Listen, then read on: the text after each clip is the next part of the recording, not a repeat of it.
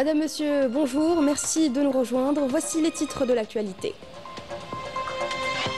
Les textes réglementaires encadrant le travail journalistique finalisé avec un statut du journaliste. Le ministre de la Communication donne des précisions à l'occasion d'une rencontre régionale entre les professionnels du secteur à Oran.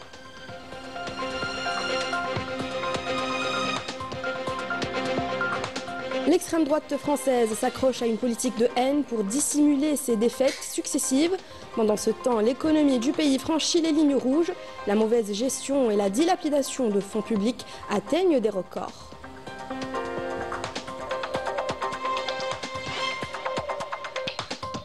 Tension au Mali où les militaires font face à une contestation grandissante. La junte a multiplié les dérives autoritaires et les atteintes aux libertés, menant le pays vers l'impasse. Les détails tout à l'heure.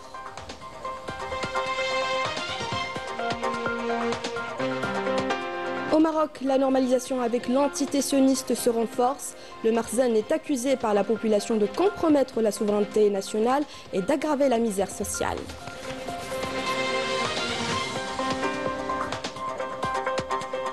Bienvenue à tous. Les textes réglementaires encadrant le travail journalistique sont désormais finalisés. Annonce du ministre de la Communication depuis Oran à l'occasion d'une rencontre régionale entre les professionnels du secteur, la première d'une série d'autres prévues dans plusieurs villes, a affirmé Mohamed Mazienne, compte rendu de Yasmine Amri. Réunissant les journalistes et les responsables des différents organes de presse de tout l'ouest du pays, ce congrès a constitué un espace d'échange à même de permettre de réfléchir aux perspectives du secteur, de questionner les pratiques actuelles et de renforcer le lien entre les médias et les institutions.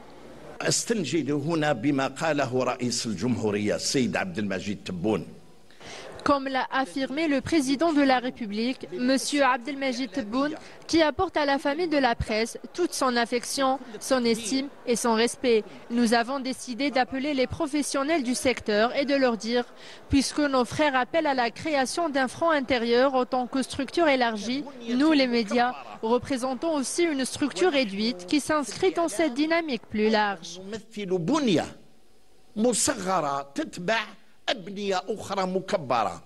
Plusieurs thématiques ont été abordées en atelier. Les participants ont échangé sur les défis actuels du journalisme, l'adaptation face aux nouvelles technologies, ainsi que l'importance de moderniser la communication institutionnelle.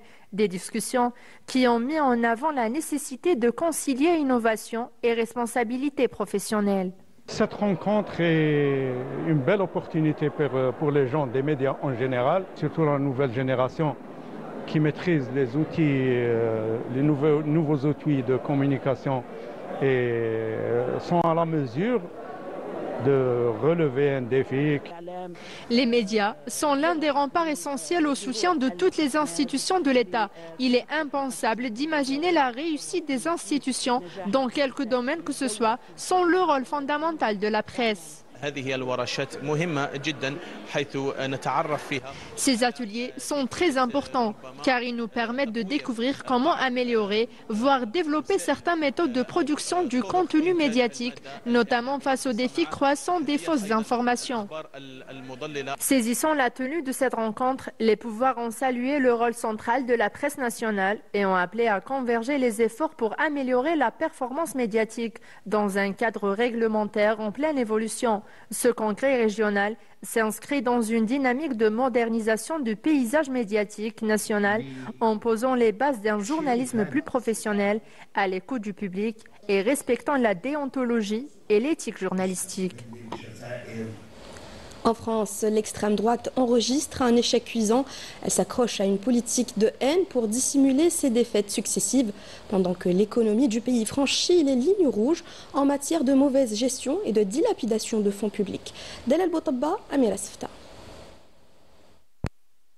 Sur son chemin vers le pouvoir, Retailleau et tous ceux qui confortent sa position ambiguë tentent de gravir les échelons, entraînant la France dans une crise majeure.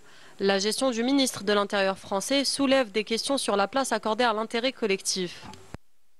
Et puis ce matin, dans le Figaro, il y a une tribune d'un ancien ambassadeur de France en Algérie, qui connaît donc bien le sujet, qui dit que... Ça, c'est vous qui le dites. Un ancien ambassadeur de France en Algérie, a priori, il sait à peu près de quoi il parle. C'est vous qui le dites. Ah bon, parce qu'il ne sait pas de quoi il parle? C'est vous qui le dites, je vous laisse mettre de vos propos. D'accord. Je vous répondrai, allez-y. Ses propos à lui, il dit: on pensait avoir touché le fond, on pensait la crise terminée, quelle erreur! Quelle naïveté de notre part. Sur quoi le rideau devrait-il se lever selon le ministre français? Donc vous, il vous cible directement. Vous répondez quoi? Je ne commente pas les propos de ceux qui constamment jettent de l'huile sur le feu.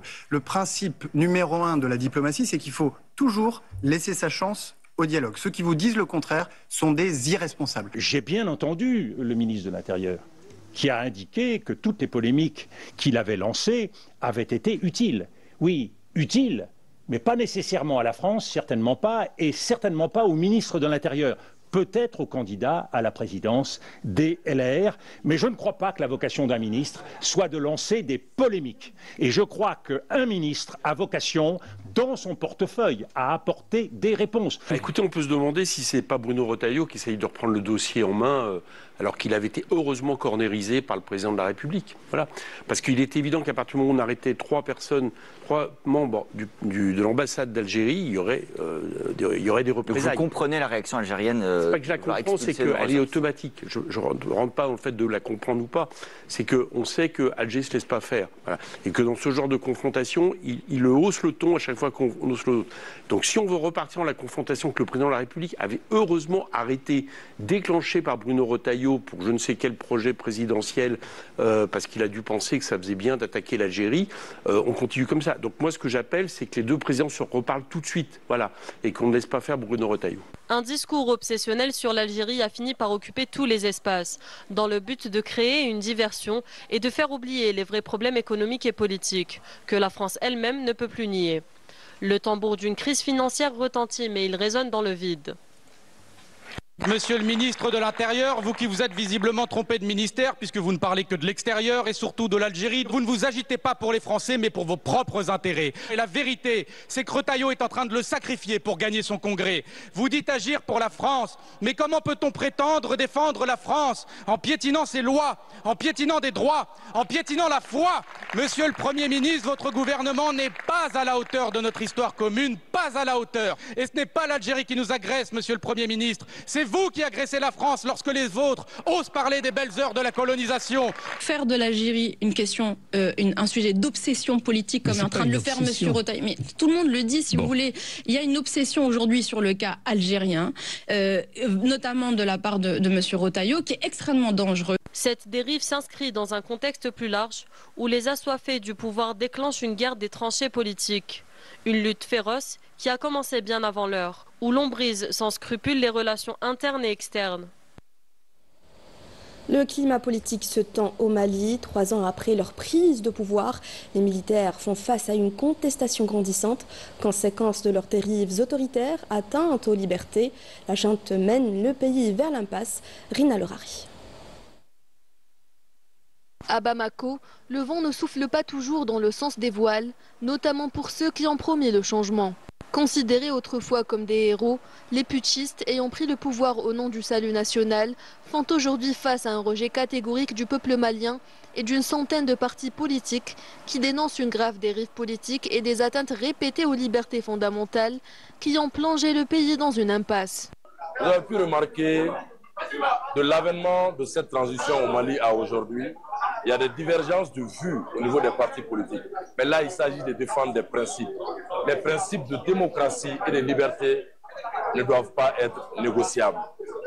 Dans les réformes en cours au Mali, il a été question de réviser la loi portant charte des partis politiques. Les partis politiques ont remarqué que dans la forme de révision de cette loi, il y a anguille sous roche. Ceux que Goïta considérait comme ses alliés prennent leur distance et dénoncent les décisions unilatérales du régime, notamment sur le plan régional. Les pseudo-sauveurs de la nation ont plongé le pays dans l'autoritarisme, confisquant ainsi la souveraineté et se sont approprié la légitimité du patriotisme. Au Maroc, la normalisation avec l'entité sioniste se renforce. Le Marzen est accusé de compromettre la souveraineté nationale et d'aggraver la misère sociale. Il fait face à une colère populaire grandissante. Ekram Qadi, Majid Ahmouni.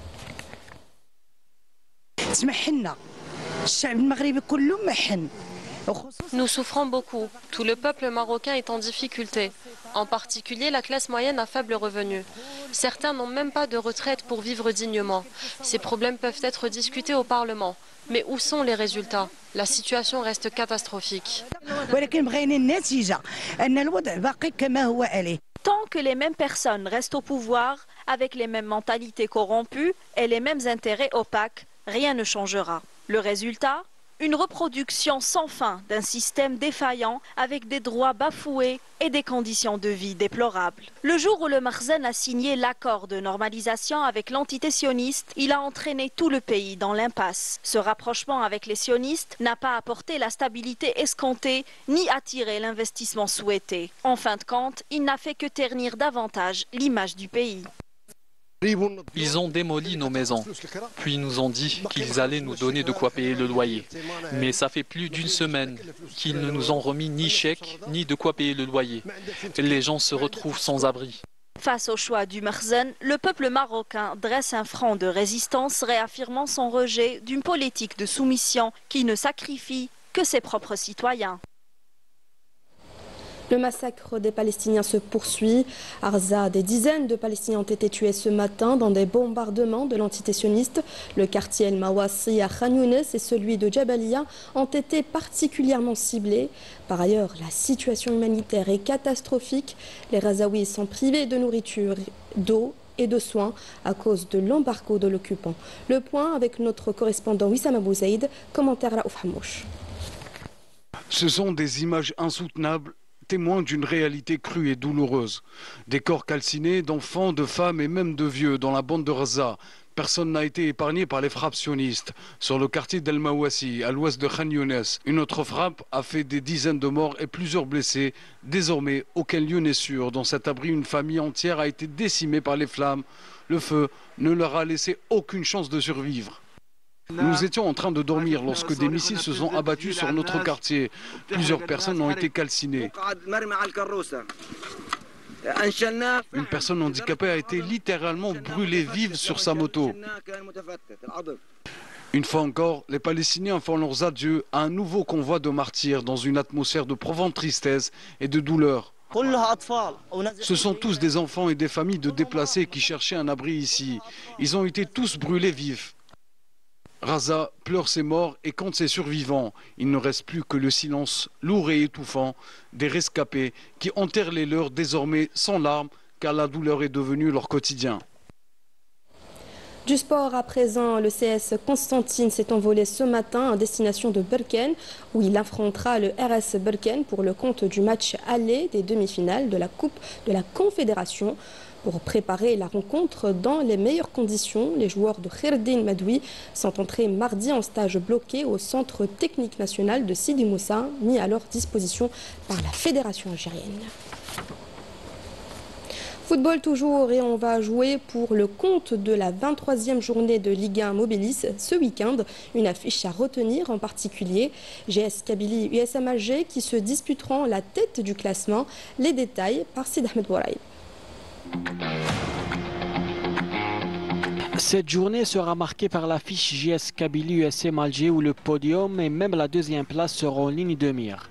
Accrochés par la lanterne rouge, l'US Biskra en l'occurrence, lors de la précédente journée, les Canaries seront obligés de réagir. L'USMA pour sa part, qui a connu une amère élimination en Coupe de la CAF la semaine dernière, s'est réconcilié avec ses fans en décrochant le billet pour la finale de la Coupe d'Algérie et compte jouer ses chances à fond en championnat.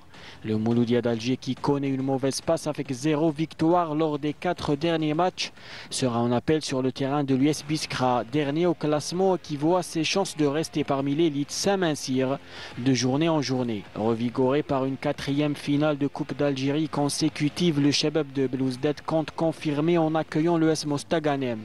En cas de victoire et de faux pas du MCA, le CRB reprendrait provisoirement la tête du championnat. Un objectif pour les joueurs de Ramovic qui visent le doublé. Autre belle affiche, c'est l'opposant l'entente de Sétif au Mouloudia d'Oran.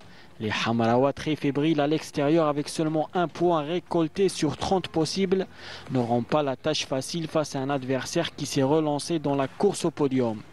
Dans la course au maintien, le NC Magara et l'USM Khanchla joueront à domicile face à respectivement la JS Saoura et le Paradou AC, alors que le MC El Bayed recevra l'AS Ochlef.